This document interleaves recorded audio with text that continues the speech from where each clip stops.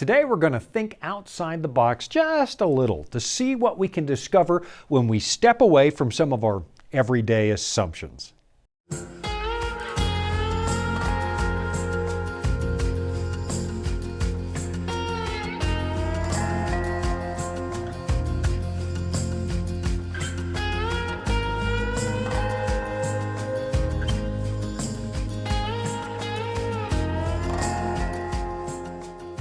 I'm sure you've seen one of those puzzles where you're presented with a series of dots on a page, 3 rows of 3 dots in a perfect square. It's called the 9-dot problem, and the challenge is to connect all 9 dots by using just 4 connected lines. And of course, it looks like there's absolutely no way to do it until you realize that nobody actually said you had to stay inside any kind of boundary. The way we naturally organize our thoughts, we assume that the square formed by those 9 dots is the entire field of play, and subconsciously we draw a boundary around it.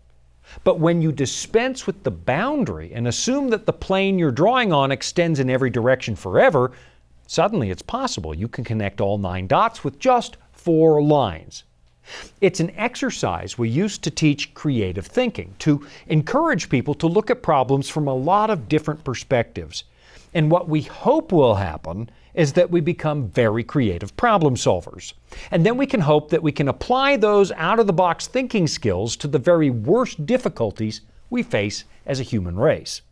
If we could just break out of the unspoken rules, then maybe we could finally find a way to defeat some of the horrible problems that have haunted us almost as long as we've been here. We barely realize that we are prisoners of our assumptions, and some of those assumptions may be preventing us from solving a bunch of very serious issues.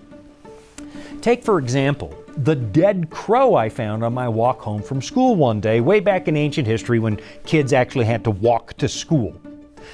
The bird was out in the warm sun, and it was in pretty bad shape.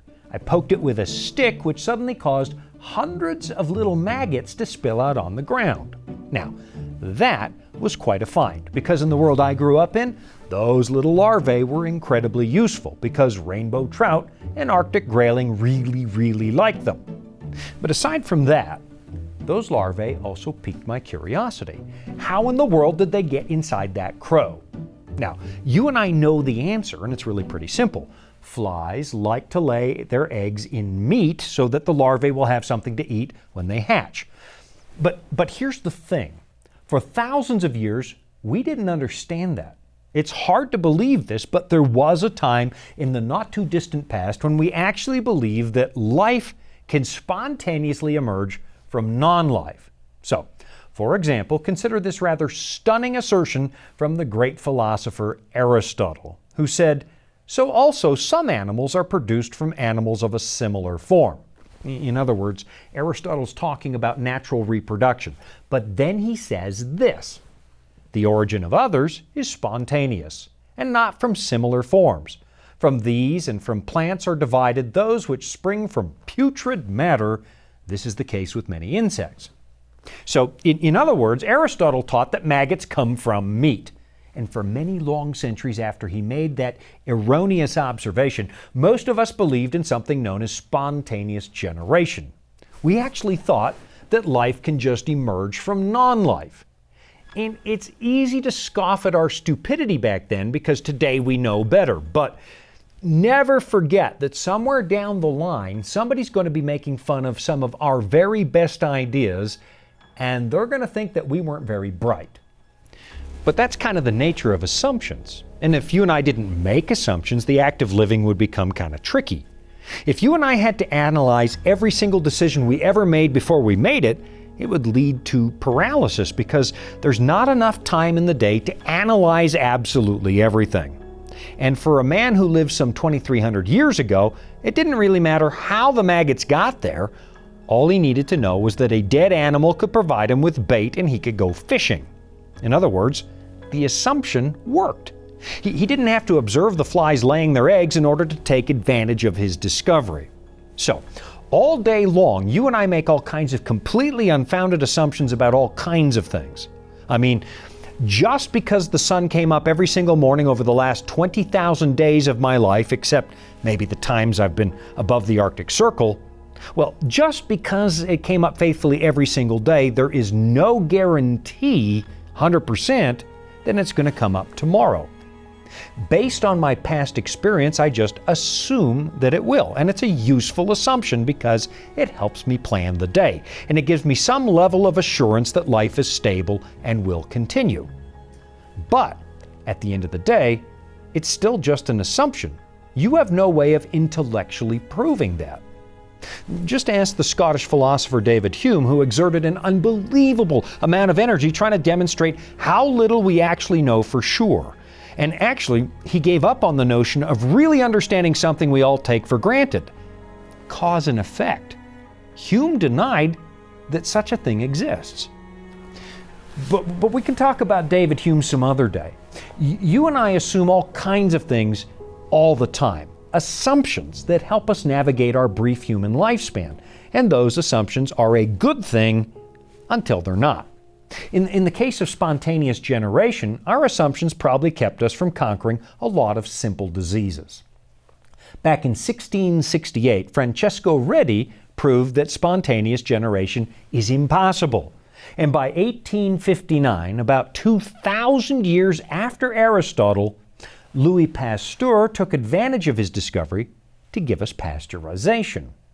It turns out, if you sterilize a medium like milk or meat and then seal it off from the outside world, you can stop the growth of undesirable forms like bacteria. And of course, that helped us develop the clean food sources and sterile operating theaters that you and I enjoy to this day. So, sometimes assumptions, as useful as they are in everyday life, are not a good thing. Like back in 1899, when Charles Duell, the commissioner of the American Patent Office, declared, "Everything that can be invented has been invented." Now, there were no devastating consequences because of his attitude, and he didn't really hurt anybody. But stop and think about everything that's been invented in the last 120 years, and I think you'll notice what a stupid thing that was to say. Or maybe consider the far more consequential assumption the Japanese made when Admiral Yamamoto and others decided that bombing Pearl Harbor would discourage the Americans from fighting them as they expanded further and further into the South Pacific. Yamamoto actually said that he wanted to, quote, "fiercely attack and destroy the United States main fleet at the outset of the war, so that the morale of the United States Navy and her people would sink to an extent that it could not be recovered." Man, oops. As you and I both know, the raid on Pearl Harbor had the opposite effect, and it led to a lot more catastrophic decisions, not the least of which was the world premiere of a devastating new technology, the A-bomb. So sometimes you've got to wonder just how much of world history has been driven by human assumptions. I know we like to deceive ourselves into thinking that we are perfectly rational beings all the time, and that ever since the Enlightenment, we've been operating from a platform of pure reason. But you and I both know that's not entirely true, and I'll be right back after this short message to pick up where we just left off. Here at the Voice of Prophecy, we're committed to creating top-quality programming for the whole family, like our audio adventure series, Discovery Mountain. Discovery Mountain is a Bible-based program for kids of all ages and backgrounds. Your family will enjoy the faith-building stories from this small mountain summer camp and town. With 24 seasonal episodes every year and fresh content every week, there's always a new adventure just on the horizon. You know, I don't know why I didn't pay more attention to the works of Alexander Pope when I was a kid, but the youthful brain doesn't always appreciate the good things that our teachers are trying to share with us. So it really wasn't until I was an adult that I began to appreciate what a treasure Mr. Pope left to the English-speaking world. And just the other day, I was reading his essay on criticism when I came across something pretty amazing. Here's what it says. "Music resembles poetry in each, are nameless graces which no methods teach, and which a master hand alone can reach, if where the rules not far enough extend, since rules were made but promote their end, some lucky license answers to the full, the intent proposed, that license is a rule." As you might have guessed from the title of the poem, he's talking about criticism. He's dividing the public up into creators and critics, and then he spends thousands of words talking about the behavior of those two different camps. And I guess I get a kick out of reading that because as a minister, I've been dealing with criticism most of my life. It really doesn't matter how careful I am when I talk about ideas, and I'm not always as careful as I could be, but invariably, I'll get an angry letter or two from somebody who's utterly outraged by something I said. And the advent of social media has only made this problem worse because we now seem to think that every opinion out there deserves an angry rebuttal, and if we're really mad, we'll try to get somebody canceled. But here in this poem at this point, Alexander Pope touches on something really important. It's out-of-the-box thinking. There's no question that a successful civilization has to have rules, guidelines for how things should be done. So, for example, if we didn't have rules about driving on the left, the freeways would end up being a bigger mess than they already are. If we didn't have unspoken rules for standing in line, then going shopping would be a social nightmare like it is on Black Friday when people stand outside all night and then trample each other the moment the doors open. So yes, rules are very important. And in this poem, Mr. Pope is discussing the art of writing. When you and I took English classes back in school, we were taught the rules of English grammar, and those were very important because without the rules, there would be a breakdown in communication. We need those rules in order to understand each other. But then, of course, as it is with English itself, there are exceptions to the rule that can prove to be beneficial, like you see with the poetry of E. Cummings, which, if you've ever seen it, is an absolute grammatical nightmare. But somehow it works. It's kind of beautiful. In fact, it demonstrates an amazing level of linguistic genius. Or maybe consider the music of Dizzy Gillespie, who always puffed out his cheeks when he played the trumpet. Ask any first-year trumpet student and they'll tell you, you're not supposed to do that. It's horrible form and it'll keep you from developing a healthy embouchure. But there's no denying that an outlier like Dizzy Gillespie is better than all the rest of us combined, even though he tossed out some of the rules. Now that's kind of what Alexander Pope was driving at. He's telling us that rules are very important, but you can miss a lot of opportunities if you decide to be legalistic about it. As somebody once said, rules are meant to be broken. But breaking the rules does not become an advantage until after you've mastered the rules, until you understand why they were established in the first place. Which brings me to the uncomfortable subject of spiritual deconstruction. Right now in the West, we appear to be going through a time when absolutely everything is being questioned. And there seems to be this desire to smash a lot of social conventions without trying to understand why those social conventions were established in the first place. Of course, sometimes questioning everything can be good because there are some unspoken rules that used to make sense once upon a time, but now they don't. I'm reminded of an old story you may have heard about the Tsar of Russia taking a walk through the imperial garden, only to discover a sentry standing guard in a remote corner where there was nothing to guard. When he asked the soldier why he was standing there, the guard replied, "I have no idea why, I'm just following orders." So the Tsar went home to search through the official records, and it turns out, if the story is true, that once upon a time Catherine the Great had a very rare and expensive rose bush growing in that location, so she posted a guard there to keep it safe. But then Catherine died, and eventually so did the rose bush, and the guard that was supposed to guard it, well, that order was still in effect. And sometimes there are conventions we could do away with because they don't make sense, like some of those obsolete laws that are still officially on the books to this day, but they actually stopped being useful a long time ago. In fact, I just discovered there was an old law on the books in a little town called Severance here in Colorado, just up the road, and that law made it illegal to throw snowballs all the way up until the year 2019, when a third-grade boy successfully challenged it in court. Obviously, there had to be a reason the law was created in the first place, because it's hard to imagine that the mayor of Severance just arbitrarily decided, "I don't like snowballs." So yeah, there are rules we could probably safely get rid of. But in recent history, it seems like there's a growing movement to do away with everything, just deconstruct Western civilization. And that might be okay, but not if we don't understand why the boundaries were established in the first place. Let me give you a bit of a touchy example, and I know some of you will write me off as a social Luddite for this, but I'm okay with that.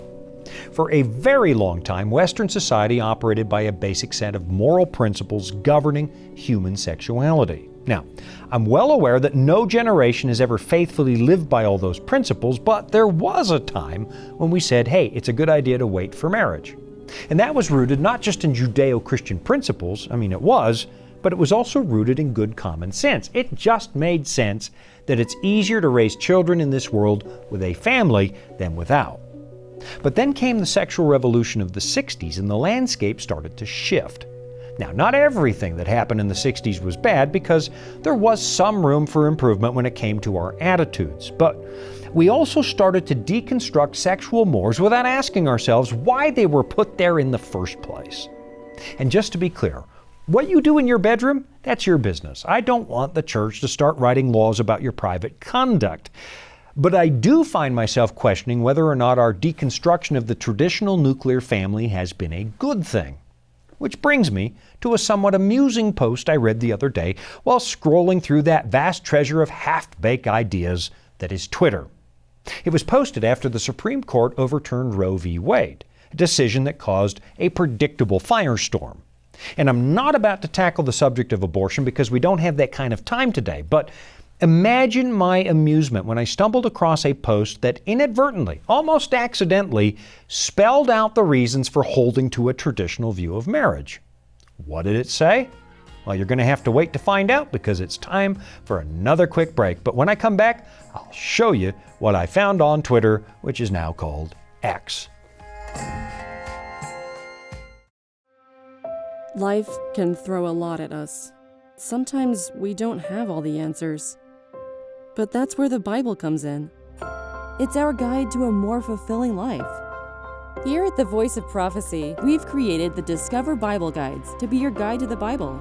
They're designed to be simple, easy to use, and provide answers to many of life's toughest questions. And they're absolutely free. So jump online now, or give us a call and start your journey of discovery.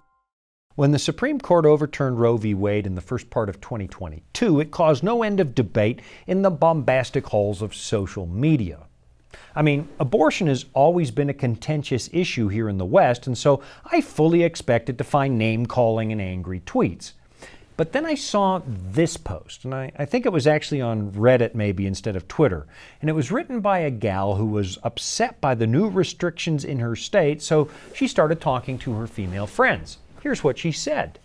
We all agreed to a pact, no having sex with any men until he had proven himself a capable provider and until that man has signed a contract written on paper agreeing to stay with us and support us if we get pregnant. We started drafting an actual contract and we're planning on sending it to a lawyer to make sure it's legit. At this point, I am completely done with men who want to hook up and leave. Well, you know what that sounds like? That sounds an awful lot like the contract I signed with my wife more than 3 decades ago. A contract known as marriage. In at least one person's mind, the social conventions of yesterday are starting to make an awful lot of good sense. Which brings me back to the subject of rules. Sometimes, as Alexander Pope pointed out, we all benefit when somebody starts to think outside of the box. If Wilbur and Orville Wright hadn't been thinking outside the box, it's entirely possible it would still take me several weeks to travel from the West Coast to the East Coast. If Mozart hadn't defied the conventions of his day, we wouldn't have the incredible treasury of music that he left to us. If Rosa Parks had not defied an unjust law, civil rights in this country might not be where they are. So yeah, there are moments of human genius when somebody realizes the rules don't make sense. But not always. Sometimes we delude ourselves into thinking that we're having a moment of genius when all that's really happening is a moment of selfish ambition, a moment of self-indulgence. We decide that we don't like the rules because we personally find them to be inconvenient. And that seems to be all the rage now in the 21st century. Here in the United States, we place a very high value on individualism. And rightfully so, because most of us are not in favor of morally regulating our neighbors. But I do want to question why we seem to praise everybody who deconstructs our social conventions, even when their so-called achievements prove to be questionable. So, for example, when it comes to art, It seems that shock value now outweighs any actual intellectual or aesthetic value. You might remember the accolades that one so-called performance artist got when he crushed a live rat in front of an audience to produce a visceral reaction. And there were art critics calling that magnificent. And we're finding the same thing happening now in the entertainment industry. And from where I sit, it almost feels like there's not much difference anymore between the circus of Rome with its insatiable appetite for violence and bloodshed and the ever-increasing savagery and decadence we find streaming into our homes. We find ourselves celebrating things that would have shocked our ancestors and abandoning the principles and hard work that enabled them to provide you and me with a really exceptional place to live. I'm reminded of a famous passage written by Paul back in the first century where he said this, "But know this, that in the last days perilous times will come.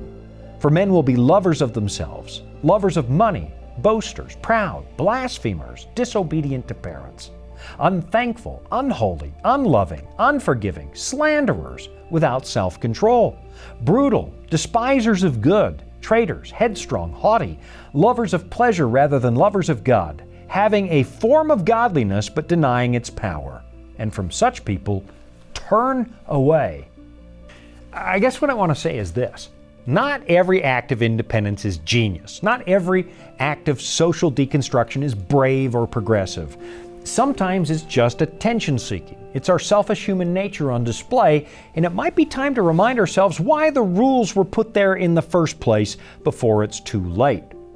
There's a verse in the book of Proverbs, the book renowned for its wisdom, that really sums up what I'm trying to get across. It goes like this: "Do not remove the ancient landmark which your fathers have set." In the ancient land of Israel, property markers were unbelievably important. They delineated your family's inheritance. They marked the place that was set aside for you in the land of promise. And you'll find the original regulations regarding these property markers over in the book of Deuteronomy, where it says this: "You shall not remove your neighbor's landmark, which the men of old have set, in your inheritance which you will inherit in the land that the Lord your God is giving you to possess." In the world where that regulation was written, this was a really big deal. Your very livelihood depended on the reliability of those markers, and it was strictly forbidden to mess with them. In essence, the wise man is reminding us there's a reason our ancestors put those boundaries where they did, and we'd be fools to mess with them until we understand exactly what they are and why they were put there. Okay, time for one last break, and then I'll be right back to wrap things up. Dragons, beasts, cryptic statues. Bible prophecy can be incredibly vivid and confusing. If you've ever read Daniel or Revelation and come away scratching your head, you're not alone. Our free Focus on Prophecy guides are designed to help you unlock the mysteries of the Bible and deepen your understanding of God's plan for you and our world. Study online or request them by mail and start bringing prophecy into focus today. Okay, up to now, I've been talking about the boundaries and markers that our ancestors established in order to safeguard civilization. The unspoken rules that are still there underneath our rather successful culture, or at least it's been successful up till now. And maybe I should close today with an appeal to some of God's boundaries. You know, things like the Ten Commandments. I know a lot of people view these things as religious fables, unnecessary restrictions on our liberty. But I'd encourage you to maybe give them one more read, because you might just discover these rules make really good sense. I mean, you shall not murder and you shall not steal. Those seem obvious to us, even though we appear to be living in a time when life is cheap and personal property doesn't seem to mean very much anymore. Honestly, I believe that right now we're reaping the consequences of out-of-the-box thinking, but the wrong kind.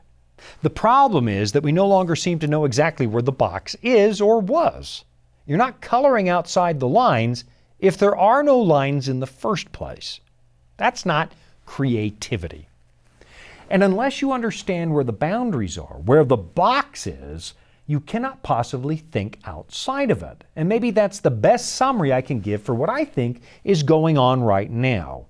And you know, maybe it's too late. As one philosopher told me a few years ago as he packed up and left this country and moved somewhere else forever, because he said there is no coming back. Maybe he's onto something. Or maybe there is a coming back. And again, I know that some of you don't really believe the Bible is divinely inspired, but before you assume that it's not, maybe give it another look. Try reading it to examine what it says about human beings and their penchant for incredibly self-destructive behavior. Maybe take a look at what it says about the condition, the nature of the human heart, and then look at what it says about the God who made us in the first place. For as the heavens are higher than the earth, God says in Isaiah chapter 55, so my ways are higher than your ways, and my thoughts than your thoughts. Now, if I'm perfectly honest, there have been times when I've read what the Bible says and I've told myself, I don't know if that makes a lot of sense. But you know, the older I get and the longer time goes, the more I'm starting to see that a world untethered from God is exactly what God said it was going to be. It's suffering, pain, and death. So now I've come to the point where most of what I read in the Scriptures actually makes absolute perfect sense to me. I'm starting to see that the one who made me understands how my mind works far better than I do. I'm starting to see that God didn't write a bunch of rules to make my life harder. He did it for my good. I mean, look at the mess we're making out of this world. And then you tell me, just how well have human beings managed this place? Why is it that all of our best ideas have all these horrible unintended consequences? And can we ever trust that somebody's going to come along, somebody who is perfectly selfless, somebody who can't be corrupted, and fix this place? Well, actually, that's already happened. And you find that rather amazing story in this book.